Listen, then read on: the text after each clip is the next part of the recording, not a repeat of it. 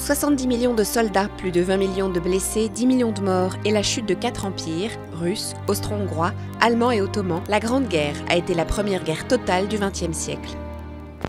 28 juin 1914, l'assassinat à Sarajevo de l'héritier du trône d'Autriche-Hongrie par un étudiant serbe de Bosnie entraîne une réaction qui, par le jeu des alliances entre grandes puissances, fait basculer le 3 août le monde dans un conflit sans précédent.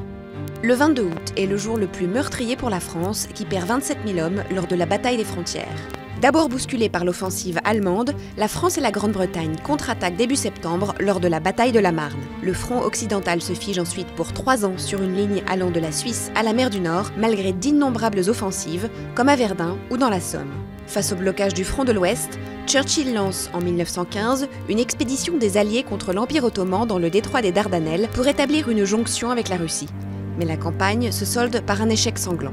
Ce n'est qu'en avril 1917 que l'issue de la guerre va basculer, avec l'entrée dans le conflit des États-Unis contre l'Allemagne. Mais au même moment, la Russie s'effondre et en octobre 1917, le régime révolutionnaire bolchevique s'empresse de demander la paix. La guerre de mouvement reprend en 1918 à l'ouest. L'Allemagne joue son va-tout en lançant plusieurs offensives au printemps. Aucune ne sera décisive. Au début de l'été, les Alliés renforcés par les Américains prennent le dessus et forcent l'armée allemande, épuisée, à battre en retraite. Le 11 novembre 1918, c'est la victoire des Alliés. L'Allemagne signe à Rotonde un armistice qui est en fait une capitulation. Elle débouchera sur le traité de Versailles le 28 juin 1919, qui contient en germe les causes de la Seconde Guerre mondiale.